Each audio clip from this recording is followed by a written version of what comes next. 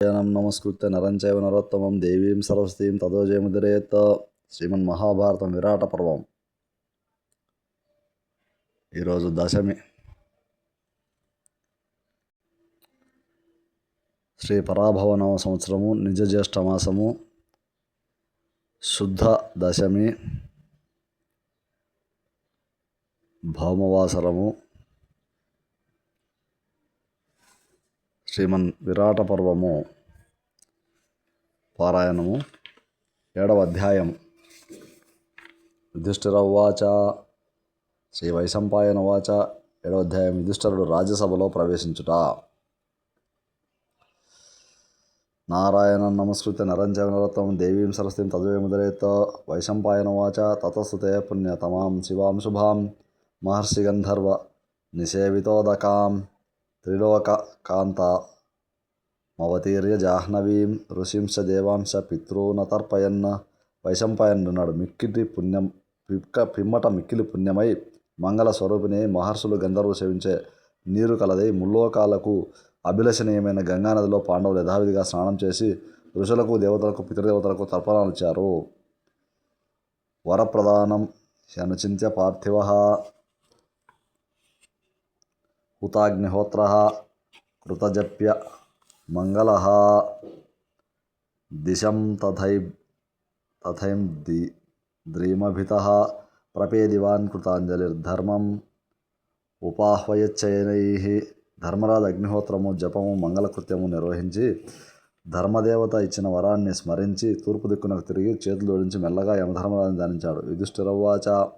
వరప్రదానం మమ దత్తవాన్ పితా ప్రసన్నచేత వరదః ప్రజాపతిః జలార్ధినో మే తృషితస్య సోదరాః మయా ప్రయుక్త వివిసుర్జలాశయం. యుధిష్ఠిరుడు ఇలా అన్నాడు. ప్రసన్నమైన చిత్తముతో ప్రజాపతి అయిన నా తండ్రి నాకు వరమిచ్చాడు. దప్పిగొన్న నేను నీటిని కోరి పంపితే నా సోదరులు ఆ చెరువులోకి ప్రవేశించారు. నిపాతితాయ క్షవరేణతే వనే మహాహవే వజ్రభృతేవ దానవాః మయా చ గత్వా వరదోభితోషితః వివక్షత ప్రశ్న సముచ్చయం గురు. మహాసంగ్రామంలో ఇంద్రునిచే రాక్షసులు చంపబడినట్లు వనంలో వారు ఈ యక్షవరునిచే పొడగొట్టబడ్డారు. అప్పుడు నేను వెళ్ళి అడిగిన ప్రశ్నలకు సమాధానాలు చెప్పితే నా తండ్రి మిక్కిలి తృప్తి పొందాడు. సమే ప్రసన్నో భగవాన్ వరం దదౌ పరిస్వజంశ్చాహ తథైవ సౌహృదాత్ వృణీష్వయద్వాంఛసి పాండునందన స్థితోంతరిక్షే వరదోస్మి పశ్యతాం. పూజ్యుడైన అతడు ప్రసన్నుడై నాకు వరమిచ్చాడు. పాండునందన, నీవు వరమడుగు.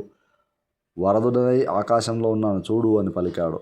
సవై మయోక్తః వరదః పితా ప్రభుః సదైవమే ధర్మరతా మతిర్భవేత్ ఇమే చ జీవంతు మమానుజాః ప్రభో వపుశ్చ రూపం చ బలం తథాప్నుయుః. అంత వరదుడు ప్రభువు అయిన నా తండ్రితో ఇలా అన్నాను. ప్రభు, నా బుద్ధి ఎల్లప్పుడూ ధర్మప్రీతి కలదరుగాక. ఈ సోదరులు మునుపటి వలె శరీరము, రూపము, బలము పొందురుగాక.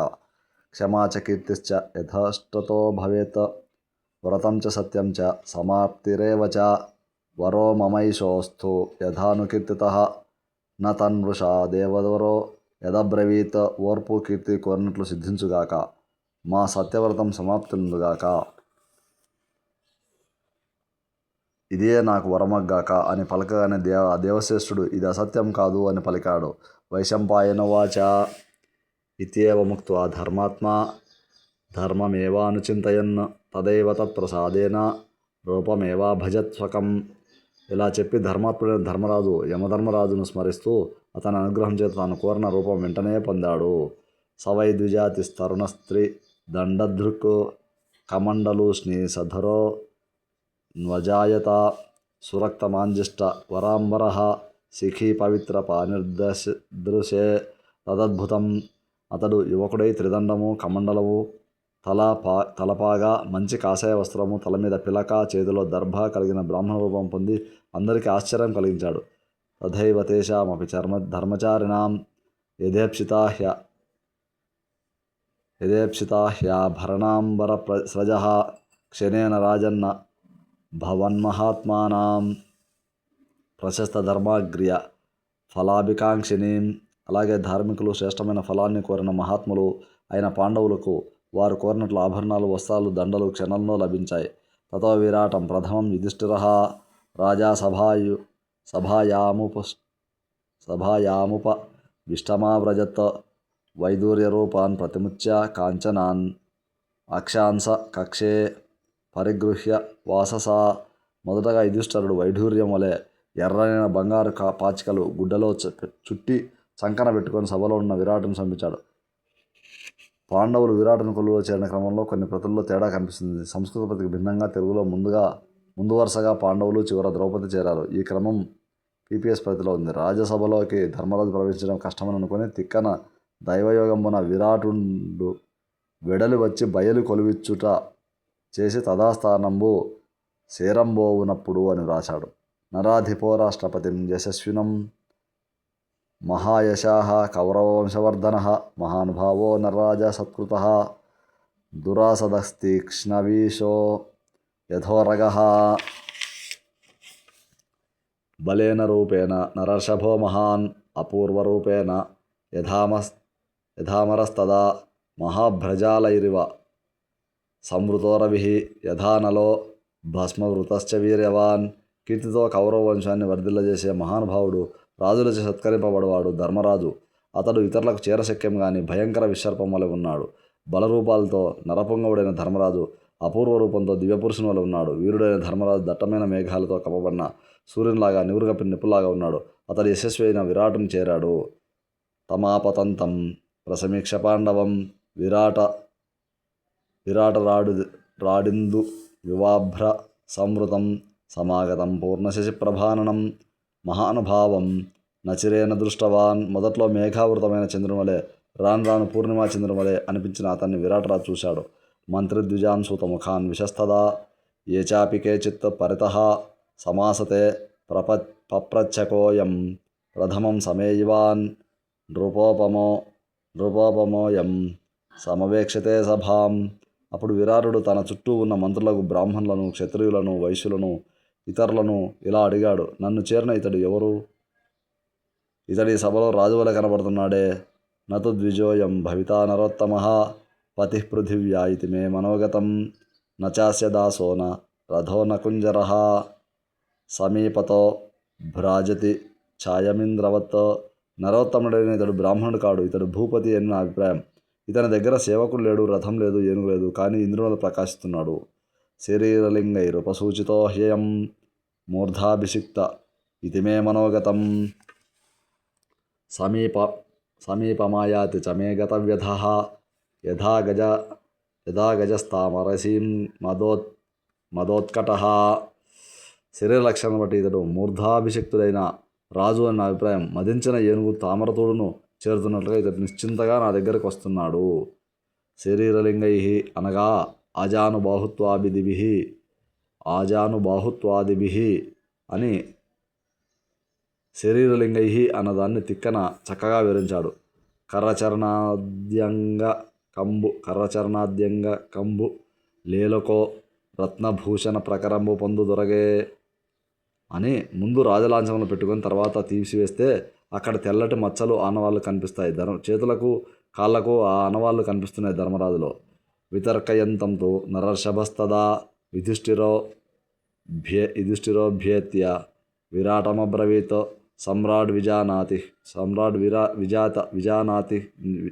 సమ్రాడ్ విజానాత్విహ జీవనార్థినం వినష్ట సర్వస్వముపాగతం ద్విజం. అలా తర్కించుంటున్న విరాజు దగ్గర ధర్మరాజు వచ్చేలా అన్నాడు. మహారాజా, సర్వస్వం కోల్పోయి జీవనం కోసం ఇక్కడికి వచ్చిన నన్ను ద్విజుడిని గ్రహించు. ద్విజ శబ్దం బ్రాహ్మణ, క్షత్రియ, వైశ్యులకు వర్తిస్తుంది అని. ఈహాహమిచ్చామి తావానఘాంతికే వస్తుం యథా కామచరాస్తదా విభోతమబ్రవీత్ స్వాగతమిత్యనంతరం రాజా ప్రహ్నష్టః ప్రతిసంగృహాన చ తం రాజసింహం ప్రతిగృహ్య రాజా ప్రీత్యాత్మనా చైనమిదం బభాషే కామేన తథాభివదామ్యహం త్వాం కస్యాసిరాజ్ఞో విషయాదిహాగతః. పుణ్యాత్ముడా, నీ ఇష్టానుసారం నీ వద్ద నివసింపగోరుతున్నాను అనగా రాజు సంతోషించి స్వాగతం చెప్పి అతన్ని స్వీకరించాడు. రాజసింహుడైన ధర్మరాజును ఆదరించి విరాట్ రాజు ప్రసన్న చిత్తంతో ఇలా అన్నాడు: నాయనా, నేను ప్రేమతో అడుగుతున్నాను, నీవు ఏ రాజు రాజ్యం నుంచి ఇక్కడికి వచ్చావు? గోత్రం చ నామాపి చ శంసతత్వతః కిం చాపి శిల్పం తవ విద్యతే కృతం.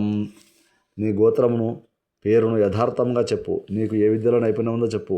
ఇక్కడ ధర్మరాజు తన పూర్వచరిత్ర గురించి అసత్యం అన్నాడా అని పాఠకులకు అనుమానం వస్తుంది. దాన్ని సంస్కృతంలో వ్యాఖ్యాతలు శ్లేషను ఆశ్రయించి సమర్థించారు. కానీ తెలుగులో తిక్కన తెలివితేటలతో ముందుగానే ధర్మరాజు చేత ఒక మాట అనిపించి ధర్మరాజు అసత్యం ఆడలేదన్నాడు. ఇది ఉన్నట్లే చెప్పే మానవులు ఎక్కడున్నారు? ఏదో తోచినట్టు చెప్పడమే కాక అంతేకాదు, అంత పట్టి చూడగలరా ఎటువంటి వారైనా అని ఒక చిరునవ్వు నవ్వి, ఈ శరీరం పంచభూతాత్మకం, నశించిపోతుంది, అతని చంచలం మనస్సు, ఈ రెంటితో సత్యం ఎవరు నడపగలరు అన్నాడు. ఈ మాటలతో తిక్కన ధర్మరాజు అసత్య భాషణం చేయలేదని సమర్థించాడు. విరాట పర్వము 1, 191, 192, 193 పద్యాల్లో. యుధిష్ఠిరవాచ: యుధిష్ఠిరస్య సమహం పురా సఖా వైయాఘ్రపద్యః పునరస్మి విప్రః అక్షాన్ ప్రయోక్తుం కుశలోస్మి దేవీనాం కంకేతి నామ్నాసి విరాట విశ్రుతః. ధర్మరాజు చెప్తున్నాడు: విరాట రాజా, మునుపు నేను ధర్మరాజుకు స్నేహితుణ్ణి, వ్యాఘ్రపాద గోత్రంలో పుట్టాను. విప్రుణ్ణి, అక్షక్రీడాకారుల్లో పాచికలను ప్రయోగించడంలో నేర్పరని, కంకుడనే పేర ప్రసిద్ధుణ్ణి. ఇచ్చట 4 చోట్ల ధర్మరాజు సత్యం అన్నట్లు అనిపిస్తుంది. యుధిష్ఠిరస్యాస మహం సఖా వైయాఘ్రపద్యః పునరస్మి విప్రః కంకేతి నామ్నాస్మి అనే 4 స్థలాలు. వాటిని సంస్కృత వ్యాఖ్యాతలు ఇలా సమర్థిస్తారు: యుధిష్ఠిరస్య సమాహం సఖాః యుధిష్ఠిరస్య ఆసం అహం సఖా, యుధిష్ఠిరునికి అయ్యాను, నేను సఖుణ్ణి అని ఒక అర్థం. మరొకటి, యుధిష్ఠిర యుద్ధముందు స్థిరమైన మహారాజా, అహం నేను, నీకు సఖా స్నేహితుణ్ణి, శ్యాసం అవుతాను, లేదా నేను యుధిష్ఠిరుణ్ణి నీకు సఖుణ్ణి అవుతాను అని దీని అర్థం. ఆ చక్రవర్తి అయిన యుధిష్ఠిరునితో నీకు స్నేహం ఉంటే నాతో కూడా స్నేహమే సమంజసమని రాజు అభిప్రాయమని వ్యాఖ్యాత. వైయాఘ్రపద్యః, వ్యాఘ్రపాద్ గోత్రంలో పుట్టినవాడు. వ్యాఘ్రపాదులని ఒక ఋషి. పాండవుల గోత్రం వైయాఘ్రపద్య గోత్రం. భీష్మునికి అదే గోత్రం చెబుతారు. అంతరార్థం ఏమంటే వ్యాఘ్రంలా పడేవాడు యముడు. వ్యాఘ్రపాద్ వాని వంశంలో పుట్టినవాడు వైయాఘ్రపద్యుడు.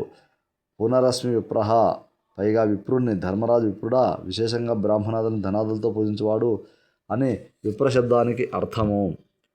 ధర్ముని కొడుకు అవడం వల్ల కూడా విప్రుడే.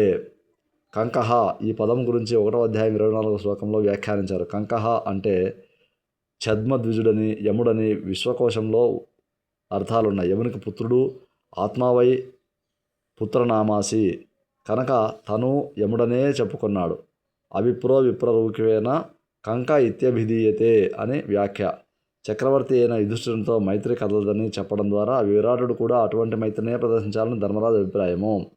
విరాట ఉవాచ: దదామితే హంతవరం యదిచ్చసి ప్రసాధిమత్స్యాన్ వశగోహ్యహం తవ ప్రియాశ్చ ధూర్త మమ దేవినః సదా భవాంశ్చ దేవోపమ రాజ్యమర్హతి. విరాటుడు చెప్తున్నాడు: నీ కోరిన వరమిస్తున్నాను, నేను నీ అధీనుణ్ణి, ఈ మత్స్యదేశాన్ని పాలించు.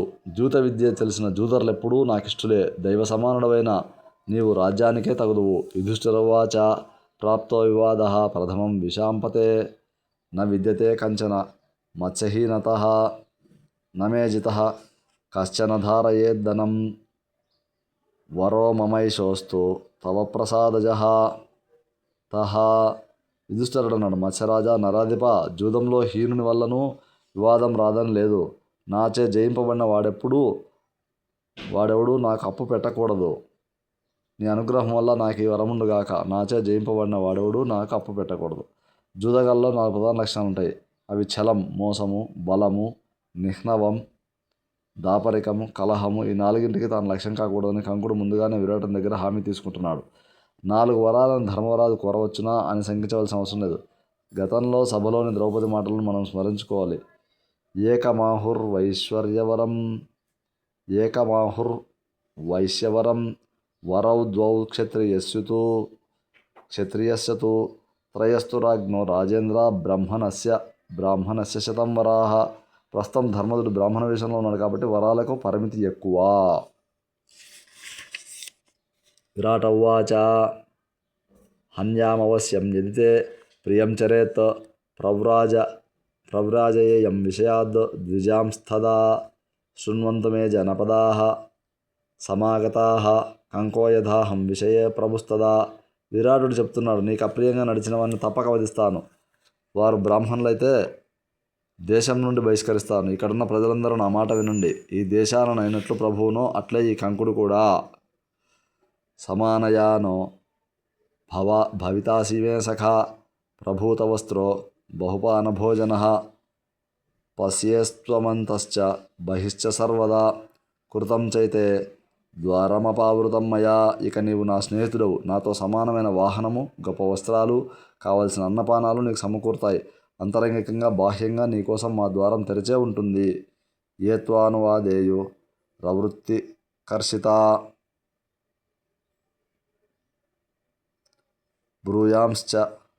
బ్రూయాశ్చ తేషాం పంచ వచనేన మాం సదా దాస్యామి సర్వం తదహం న సంశయః నతే భయం విద్యతి సన్నిధౌ మమ.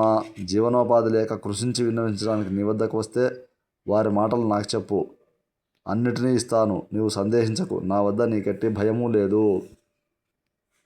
వైశంపాయనువాచ ఏవం తు రాజ్ఞః ప్రథమః సమాగమః బభూవ మత్స్యస్య యుధిష్ఠిరస్య చ విరాటరాజస్య హి తేన సంగమః బభూవ విష్ణోరివ వజ్రపాణినా. వైశంపాయనుడు చెప్తున్నాడు, జనమేజయ, ఇలా మత్స్యరాజుకు ధర్మరాజుకు మొదటి సమాగమం జరిగింది. శ్రీ మహావిష్ణువుకు ఇంద్రునిలాగా విరాటరాజుకు ఆ ధర్మరాజుకు కలయిక జరిగింది. తమాసనస్థం ప్రియరూపదర్శనం నిరీక్షమానో న తత్పర భూమిపః సభాం చ తాం ప్రజ్వలయన్ యుధిష్ఠిరః శ్రియా యథాశక్ర ఇవ త్రివష్టపం. ప్రియమైన రూపంతో ఆసనం మీద నా ధర్మరాజును చూస్తున్న విరాటరాజు తృప్తి పొందలేదు. ఇంద్రుడు తన కాంతిచే స్వర్గాన్ని ప్రకాశింపజేసినట్లుగా ధర్మరాజు ఆ సభను ప్రకాశింపజేశాడు. ఏవం సలబ్ధ్వాతో వరం సమాగమం విరాటరాజేన నరర్షభస్తదా వాసధీరః పరమార్చితః సుఖీన చాపి కశ్చిచ్చరితం బుబుధో తత్. ఇలా నరశ్రేష్ఠుడైన ధర్మరాజు విరాటరాజును కలిసి అతనిచే పూజింపబడుతూ ధీరుడై సుఖంగా ఉన్నాడు. అతని చరిత్ర ఎవరూ తెలియలేకపోయారు. ఇది శ్రీ మహాభారతే విరాట పర్వణే పాండవ ప్రవేశ పర్వణే యుధిష్ఠిర ప్రవేశో నామ సప్తమోధ్యాయః. ఇది శ్రీ మహాభారతమున విరాట పర్వమున పాండవ ప్రవేశ పర్వమును ఉపపర్వమున యుధిష్ఠిర ప్రవేశమును 7వ అధ్యాయము. దక్షిణాత్య అధిక పాఠము 12 శ్లోకములతో కలిపి మొత్తం 30 శ్లోకములు. మాతాపితృ సహస్రాన్ని పుత్రధార శతాని చ సంసారేష్వనుభూతాని యాంతి యాస్యంతి చాపరే. ఈ సంవత్సరము విరాట పర్వము చదవడంలో భగవద్ అనుగ్రహం కలిగిందని నేను అనుకుంటున్నాను. ఎందుకంటే కష్టాల్లో ఉన్నప్పుడు కానీ, సుఖాలు కావలసిన వాళ్ళు కానీ, వర్షాలు కావలసినప్పుడు కానీ విరాట పర్వం చదవడము మంచిదని పెద్దలు చెప్తుంటారు. భగవద్ అనుగ్రహం చేత ఇది చదవగలుగుతున్నాను. ఈ గీతా ప్రెస్ గోరఖ్పూర్ వాళ్ళ ద్వారా 1,00,000 శ్లోకములు గల ఈ పుస్తకము కేవలము 2,800 రూపాయలకే లభిస్తుంది. అది కూడా మమ్మల్ని సంప్రదిస్తే 2,500కే అందజేయగలము. కావలసిన వాళ్ళు నా నంబర్ తీసుకొని నన్ను సంప్రదించవచ్చు. ఇది వ్యాపార ఉద్దేశం కాదు, ప్రజలకు మంచి విషయాలు అందాలనే ఉద్దేశంతో అలా చేస్తున్నాం. కావలసిన వాళ్ళు సంప్రదించవచ్చు. డాక్టర్ జగన్మోహన్ మూర్తి, కర్నూలు, సంతోష్ నగర్ 9440710525. నారాయణం నమస్కృత్య నరం చైవ నరోత్తమం దేవీం సరస్వతీం తదేవ ముదిరేత్. తదుపరి 8వ అధ్యాయము భీమసేనుడు విరాట సభలో ప్రవేశించుట.